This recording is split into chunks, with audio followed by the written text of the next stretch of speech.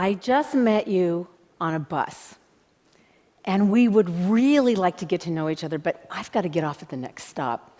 So you're going to tell me 3 things about yourself that just define you as a person. 3 things about yourself that will help me understand who you are. 3 things that just get to your very essence. And what I'm wondering is, of those 3 things, is any one of them surviving some kind of trauma? Cancer survivor, rape survivor, Holocaust survivor, incest survivor. Ever notice how we tend to identify ourselves by our wounds? And where I have seen this survivor identity have the most consequences is in the cancer community. And I've been around this community for a long time because I've been a hospice and a hospital chaplain for almost 30 years. And in 2005, I was working at a big cancer center when I received the news that my mother had breast cancer. And then 5 days later, I received the news that I had breast cancer. My mother and I can be competitive. But I was really not trying to compete with her on this one. And in fact, I thought, well, if you have to have cancer, it's pretty convenient to be working at a place that treats it. But this is what I heard from a lot of outraged people. What? You're the chaplain. You should be immune. You know, like, maybe I should have just gotten off with a warning instead of an actual ticket, because, I'm on the force, so. So I did get my treatment at the cancer center where I worked, which was amazingly convenient. And I had chemotherapy and a mastectomy and a saline implant put in. And so before I say another word, let me just say right now, this is the fake one. I have found that I need to get that out of the way because I'll see somebody go. And then I'll move or I'll gesture or something. So now you know. I learned a lot being a patient, and one of the surprising things was that only a small part of the cancer experience is about medicine. Most of it is about feelings and faith and losing and finding your identity and discovering strength and flexibility you never even knew you had.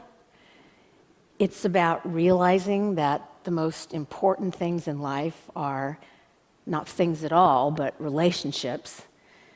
And it's about laughing in the face of uncertainty and learning that the way to get out of almost anything is to say, I have cancer. So the other thing I learned was that I don't have to take on cancer survivor as my identity, but boy, are there powerful forces pushing me to do just that. Now, don't please misunderstand me. Cancer organizations and the drive for early screening and cancer awareness and cancer research have normalized cancer. And this is a wonderful thing. We can now talk about cancer without whispering. We can talk about cancer and we can support one another.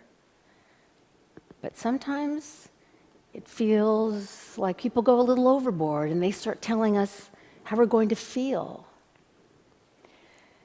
So about a week after my surgery, we had a house guest. That was probably our first mistake. And keep in mind that at this point in my life, I had been a chaplain for, over 20 years, and issues like dying and death and the meaning of life, these are all things that I'd been yakking about forever.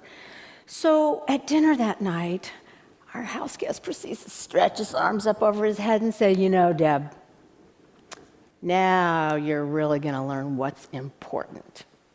Yes, you are going to make some big changes in your life, and now you're going to start thinking about your death. Yep, this cancer is your wake-up call. Now, these are golden words coming from someone who is speaking about their own experience. But when someone is telling you how you are going to feel, it's instant crap. The only reason I did not kill him with my bare hands is because I could not lift my right arm. But I did say a really bad word to him, followed by a regular word, that made my husband say, "She's on narcotics." And then after my treatment, it just felt like everyone was telling me what my experience was going to mean. Oh, this means you're going to be doing the walk. Oh, this means you're coming to the luncheon. This means you're going to be wearing the pink ribbon and the pink t-shirt and the headband and the earrings and the bracelet and the panties. Panties. No, seriously, Google it. How is that raising awareness? Only my husband should be seeing my panties. He's pretty aware of cancer already. It was at that point where I felt like, oh my God, this is just taking over my life. And that's when I told myself, claim your experience. Don't let it claim you. We all know that the way to cope with trauma, with loss, with any life-changing experience is to find meaning. But here's the thing. No one can tell us what our experience means. We have to decide what it means. And it doesn't have to be some gigantic extroverted meaning. You know, we don't all have to start a foundation or an organization or write a book or make a documentary.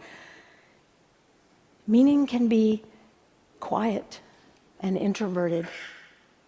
Maybe we make one small decision about our lives that can bring about big change. Many years ago, I had a patient, just a wonderful young man who was loved by the staff. And so it was something of a shock to us to realize that he had no friends. He lived by himself. He would come in for chemotherapy by himself. He'd receive his treatment, and then he'd walk home alone. And I even asked him, I said, "Hey, how come you never bring a friend with you?" And he said, "I don't really have any friends." But he had tons of friends on the infusion floor. We all loved him, and people were going in and out of his room all the time. So at his last chemo, you know, we sang him the song, and we put the crown on his head, and we blew the bubbles. And then I asked him, I said, "So, what are you going to do now?" And he answered, "Make friends." And he did. He started volunteering, and he made friends there. And he began going to a church, and he made friends there. And at Christmas, he invited my husband and me to a party in his apartment, and the place was filled with his friends. Claim your experience. Don't let it claim you. He decided that the meaning of his experience was to know the joy of friendship and then learn to make friends.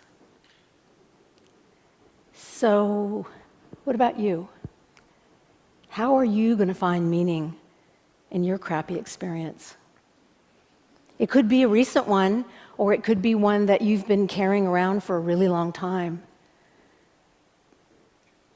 It's never too late to change what it means, because meaning is dynamic. What it means today may not be what it means a year from now or 10 years from now. It's never too late to become someone other than simply a survivor.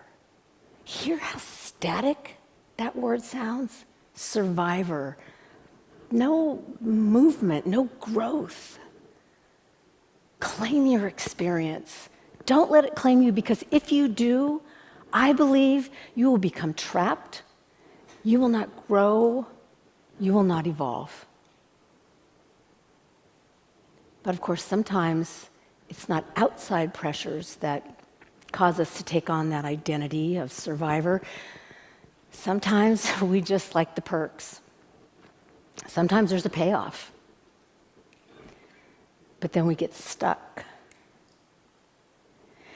Now, one of the first things I learned as a chaplain intern was the 3 C's of the chaplain's job: comfort, clarify, and when necessary, confront or challenge. Now, we all pretty much love the comforting and the clarifying. The confronting, not so much. One of the other things that I loved about being a chaplain was seeing patients a year or even several years after their treatment, because, it was just really cool to see how they had changed and how their lives had evolved and what had happened to them. So I was thrilled one day to get a page down into the lobby of the clinic from a patient who I had seen the year before, and she was there with her 2 adult daughters, who I also knew, for her 1-year follow-up exam. So I got down into the lobby, and they were ecstatic because she had just gotten all of her test results back, and she was NED, no evidence of disease, which I used to think meant not entirely dead. So they were ecstatic. We sat down to visit, and it was so weird because within 2 minutes, she started retelling me the story of her diagnosis and her surgery and her chemo, even though as her chaplain, I saw her every week, and so I knew the story. And she was using words like suffering, agony, struggle. And she ended her story with, "I felt crucified." And at that point, her 2 daughters got up and said, "We're going to go get coffee." And they left. "Tell me 3 things about yourself before the next stop." People were leaving the bus before she even got to number 2 or number 3. So I handed her a tissue, and I gave her a hug. And then, because I really cared for this woman, I said, "Get down off your cross." And she said, "What?" And I repeated, "Get down off your cross." And to her credit, she could talk about her reasons for embracing and then clinging to this identity. It got her a lot of attention. People were taking care of her for a change. But now it was having the opposite effect. It was pushing people away. People kept leaving to get coffee. She felt crucified by her experience, but she didn't want to let that crucified self die. Now, perhaps you are thinking I was a little harsh with her. So I must tell you that I was speaking out of my own experience. Many, many years before, I had been fired from a job that I loved, and I would not stop talking about my innocence and the injustice and the betrayal and the deceit until finally, just like this woman, people were walking away from me. Until I finally realized I wasn't just processing my feelings, I was feeding them. I didn't want to let that crucified self die. But we all know that with any resurrection story, you have to die first. The Christian story, Jesus was dead a whole day in the tomb before he was resurrected. And I believe that for us, being in the tomb means doing our own deep inner work around our wounds and allowing ourselves to be healed. We have to let that crucified self die so that a new self, a truer self, is born. We have to let that old story go so that a new story, a truer story, can be told. Claim your experience. Don't let it claim you. What if there were no survivors? Meaning, what if people decided to just claim their trauma as an experience instead of taking it on as an identity.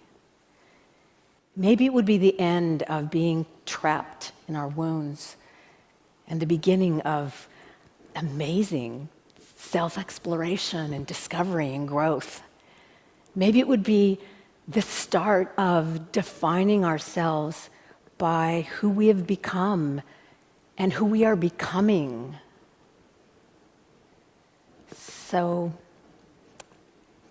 perhaps survivor was not one of the three things that you would tell me.